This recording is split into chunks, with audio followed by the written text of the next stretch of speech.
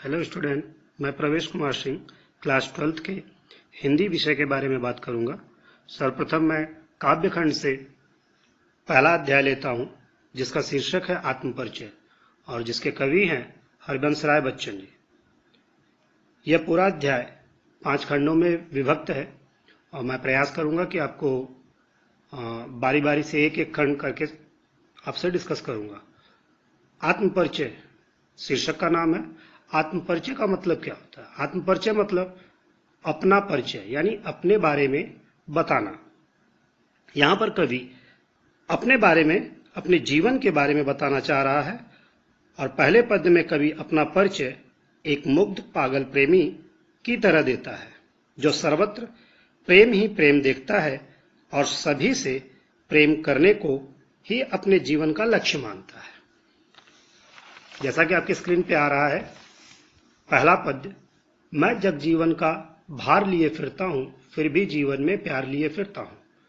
कवि अपने जीवन को बोझ बता रहा है। भार का मतलब होता है ऊब जाना या बोझिल होना, यानी कवि जो है वो अपने जीवन में सभी इच्छाएं, अभिलाषाएं सब कुछ पूर्ण कर चुका है और अब उसे यह जीवन जो है वो बोझ लगता है, लेकिन फिर भी अपने इस पूरे जीवन में वह दूसरों में प्यार बांटना चाहता है, दूसरों को प्यार सिखाना चाहता है।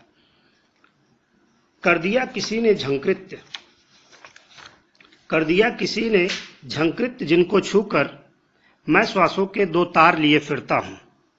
यानी कवि यहां पर यह बात कहना चाह रहा है कि कोई ऐसी शक्ति जो आकर के उसके हृदय को छू जाती है, झनकार उत्पन्न कर देती है। हेलो स्टूडेंट, आत्मपरिचय अध्याय का यह दूसरा पद्य, जिसमें कवि यह बताना चाहता है कि सांसारिक जीवन उसे अपूर्ण लगता है, क्योंकि उसका मन उफानों व कल्पना भरा जीवन पसंद करता है तथा सुख दुख दोनों को जीवन में खुशी खुशी स्वीकार कर मस्ती में जीवन व्यतीत करना चाहता है। मैं निज उर के उद्गार लिए फिरता हूं, मैं निज उर के उपहार लिए फिरता हूं। कवि का कहता है कि वह अपने हृदय में एक उत्साह लिए हुए इस जीवन को जीता है और वह अपने हृदय में सभी के प्रति समानता का भाव, यहां पर जो उपहार की बात की जा रही है, कवि उसे समानता के रूप में प्रस्तुत कर रहा है कि सभी के लिए वह अपने हृदय में जो उपहार लिया हुआ है वह समानता के रूप में प्रस्तुत कर रहा है कि उसके हृदय में सभी लोग समान रूप से हैं। है यह अपूर्ण संसार न मुझको भाता, मैं स्वप्नों का संसार लिए फिरता हूं। कवि इन पंक्तियों में यह बताना चाह रहा है कि संसार उसे अपूर्ण लगता है, क्योंकि एक कवि का जीवन सामान्य जीवन से अलग होता है, क्योंकि कवि स्वप्न अर्थात कल्पना से भरे जीवन को जीता है। उसके जीवन में हर क्षण कुछ ना कुछ नयापन रहता है, नई चीजें आती रहती हैं, नई लेखन के बारे में वो सोचता है, नया शीर्षक उसके हृदय में आता है। तो इस प्रकार वह उसका जीवन जो है वो सामान्य लोगों से अलग होता है। इसी वजह से उसे यह संसार का जो जीवन है वह अपूर्ण लगता है, इसीलिए उसे संसार नहीं भाता है। मैं जला हृदय में अग्निदाह करता हूं, सुख दुख दोनों में मग्न रहा करता हूं। कवि यहां पर यह बताने का प्रयास कर रहा है कि वह अपने हृदय में प्रेम रूपी अग्नि को जलाए हुए है, लोगों को प्यार देना चाहता है, प्रेम देना चाहता है और जीवन के हर परिस्थिति में समान रूप से रहना चाहता है, यानी सुख दुख दोनों में ही वह प्रसन्नचित रहना चाहता है और लोगों को यही बताने का प्रयास कर रहा है कि अपने जीवन में हमेशा मग्न रहना चाहिए, चाहे वह सुख हो चाहे दुख हो, सभी को समान रूप से लेना चाहिए।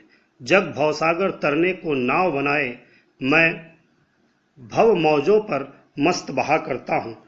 यानी कवि कहता है कि जब मनुष्य इस संसार में भवसागर अर्थात माया मोह से बाहर निकलना चाहता है, तब कवि इनके साथ में यानी माया मोह में भी अपने आप को मस्त, आनंदित तथा दूसरों को आनंदित करता रहता है। अर्थात उसका यह तात्पर्य है कि जब मनुष्य इस सांसारिक बंधनों में पड़कर अपने आप को यहाँ से मोक्ष की तरफ ले जाना चाहता है, तो कवि अपने इन्हीं संबंधों में रहकर, इन्हीं संबंधों से वह आगे बढ़ना चाहता है। यहाँ पर तीसरा पद्य है। तीसरे पद्य में कवि ने अपने जीवन के उन्माद और विरह की यादों का स्मरण किया हुआ है। यानी अपने जीवन में जो उसने मौज किया हुआ है, जो उत्साह था या जो दुख था, उसकी याद कर रहा है। कवि अपनी विस्मृत की विशेषताओं का वर्णन करते हैं और जग की मूर्खता को दर्शाते हैं। मैं यौवन का उन्माद लिए फिरता हूँ, उन्मादों में अवसाद लिए फिरता हूँ। कवि कहता है कि वह अपने युवावस्था के समय के जोश उत्साह को अपने मन में लिए हुए है, और जहाँ एक ओर जोश है तो दूसरी ओर जीवन की थकान तथा दुख भी होता है, क्योंकि जीवन में दोनों चीजें हैं। यह दुख प्रियजनों की याद है जो उसे अंदर से रुलाती है, और परंतु युवावस्था की मस्ती उसे ऊपर से हंसाती है। अर्थात कवि जिसमें सुख दुख दोनों को समान रूप से स्मरण कर लेता है। कर यत्न मिटे सब सत्य किसी ने जाना, नादान वही है हाय यहाँ पर दाना। कवि यहाँ पर यह बताने का प्रयास कर रहा है कि मनुष्य अपने सांसारिक सुख दुख में परेशान रहता है, जबकि वास्तविक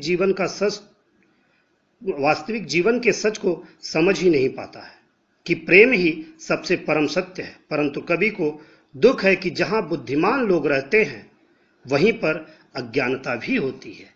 यानी जहाँ पर लोग अपने आप को बहुत बुद्धिमान समझते हैं वहीं अज्ञानता भी होती है।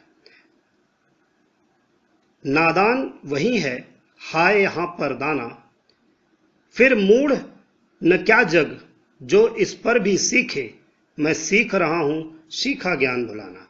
ऐसे में क्या यह संसार मूर्ख नहीं है जो दूसरों के बहकावे में आ जाता है, जो सत्य को नहीं समझ पाता।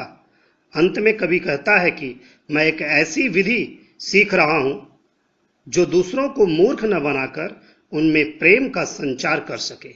यानी कवि यहां पर इन 4 लाइनों में यह बताना चाह रहा है कि मनुष्य अपनी मूर्खता को स्वयं सिद्ध करता है। आत्मपरिचय अध्याय का यह चौथा पद्य है। इस पद्य में कवि यह बताने का प्रयास कर रहा है कि मुझ में और संसार में क्या अंतर है। वह अपने और संसार के बारे में बताना चाह रहा है कि मुझ में और संसार में क्या अंतर है। मैं और जग और कहाँ का नाता, मैं बना बना कितने जग रोज मिटाता। कवि अपने गुणों और स्वभावों से सांसारिक मोह माया की तुलना करता है। मैं आपको यहाँ पर बता देना चाहता हूँ कि ये पहली लाइन में और 3 बार आया है, जिसमें पहले और का मतलब है कवि अपने गुण स्वभाव से कहता है, और दूसरे और का तात्पर्य योजक शब्द तथा से लिया गया है, और तीसरे और का तात्पर्य यहाँ पर कवि संसार के गुणों से बात करता है। अर्थात यहाँ पर यमक अलंकार है। तो मैं और जग और कहाँ का नाता, मैं बना बना कितने जग रोज मिटाता। अर्थात कवि अपने गुणों और स्वभाव से सांसारिक मोह माया की तुलना करता है। लोग इस संसार की माया मोह में फंसे रहते हैं, और कवि जीवन में अपने कल्पना शक्ति से रोज एक संसार बनाता है और उसे बिगाड़ता है। अर्थात कवि की कल्पना क्षेत्र इस संसार के क्षेत्र से बहुत अधिक बड़ा है, क्योंकि ये कहा गया है ना कि जहां न पहुंचे रवि वहां पहुंचे कवि। जग जिस पृथ्वी पर जोड़ा करता वैभव, मैं प्रति पग से उस पृथ्वी को ठुकराता। कवि कहना चाह रहा है कि संसार इस पृथ्वी पर जहां धन दौलत वैभव संपत्ति इकट्ठा करने में लगा हुआ है, वहां कवि अपने जीवन में इनका कोई मोल नहीं समझता। यानी कवि कह रहा है कि मैं प्रति पग से उस पृथ्वी को ठुकराता है, यानी उस धन दौलत वैभव को मैं ठुकरा देना चाहता हूं। मेरे जीवन में उसका कोई महत्व नहीं है। मैं निज रोदन में राग लिए फिरता हूं, शीतल वाणी में आग लिए फिरता हूं। कवि प्रेम के महत्व को बताते हुए कहता है कि वह अपने रोने अर्थात दुख में भी सभी के लिए प्रेम अपनेपन की भावना को लिए हुए है, और अपनी शीतल वाणी यानी कवि की जो भाषा होती है बहुत मधुर होती है।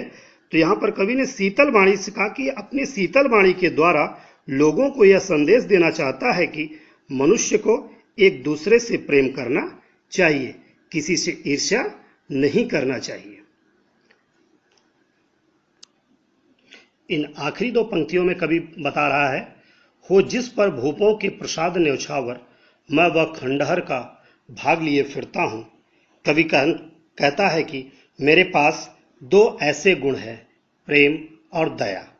ये ऐसे गुण हैं जो देखने में कुछ नहीं, परंतु इन पर राजाओं के बड़े बड़े महल या प्रसाद यानी महल ये भी न्यौछावर किए जा सकते हैं। यहाँ पर एक उदाहरण देना चाहता हूं। जिस प्रकार दुर्योधन श्री कृष्ण के स्वागत में 56 भोग बनाकर रखता है और अपने महल में सारी सुख सुविधा रखता है, तो इस पर भी कृष्ण सर्वप्रथम विदुर की कुटिया में जाते हैं, क्योंकि विदुर के पास प्रेम था, भक्ति थी, और दुर्योधन के पास घमंड था। तो मनुष्य के पास अगर प्रेम, दया और भक्ति जैसी ये गुण हो जाए तो वह संसार के सभी सुखों को अपने अंदर समेट सकता है और महसूस कर सकता है। धन्यवाद। आत्मपरिचय पद्य का ये आखिरी और 5वां पद्य है। कवि इस पद्य में अपने आप को एक बार फिर मुग्ध प्रेमी मानकर संसार में प्रेम और मौज मस्ती का संदेश फैलाने वाला संदेशवाहक मानता है। मैं रोया इसको तुम कहते हो गाना, मैं फूट पड़ा तुम कहते छंद बनाना। यानी कवि यहाँ बताना चाह रहा है कि अगर कवि रोता भी है तो लोग उसके रोने को सुन करके यह समझते हैं कि वह किसी संगीत को प्रस्तुत कर रहा है, उसका रोना भी संगीत बन जाता है। मैं फूट पड़ा यानी मैं अपने दुखों को अगर जोर जोर से कह करके लोगों को बताने का प्रयास करता हूं तो वे समझते हैं कि यह कवि कोई कविता पाठ कर रहा है। क्यों कवि कहकर संसार मुझे अपनाए, मैं दुनिया का हूं एक नया दीवाना। यानी कवि यहां कहता है कि मैं कवि नहीं बनना चाहता हूं, लेकिन फिर भी लोग मुझे कवि बना देना चाहते हैं, मुझे कवि के रूप में प्रस्तुत करते हैं, समझते हैं। ऐसी स्थिति में मैं तो सिर्फ प्रेम का संदेशवाहक हूं, मैं लोगों को प्रेम सिखाने आया हूं, तो इस वजह से मुझे कोई कवि ना समझे। मैं दीवानों का वेश लिए फिरता हूं, मैं मादकता निशेष लिए फिरता हूं। कवि एक बार फिर अपने आप को एक मुग्ध प्रेमी मानता है, जिसके पास प्रेम रूपी काव्य रूपी नशा है, जिसे सुनकर जिसे समझकर सभी प्रसन्नता से झूमने लगते हैं, अपनेपन की भावना को ग्रहण कर मस्ती से खिलखिलाकर लहराने लगते हैं। जिसको सुनकर जग झूम झुके लहराए, मैं मस्ती का संदेश लिए फिरता हूं। यानी जिसे सुन करके लोग मस्त हो जाते हैं, लहराने लगते हैं, मन प्रसन्न हो जाता है, खिल जाता है। कवि इसी मस्ती और प्रेम के संदेश को संसार में फैलाना चाहता है, जिससे सभी प्रेम से रह सकें, सभी में सौहार्द हो, समानता हो। अब आगे मैं आपको बता दूं कि समस्त पद में, आत्म परिचय के समस्त पद में अनुप्रास, रूपक, यमक आदि अलंकारों का सुंदर प्रयोग किया गया है। साधारण बोलचाल की भाषा का प्रयोग करने की वजह से यह पद्य बहुत सरल और सुंदर दिखाई देता है।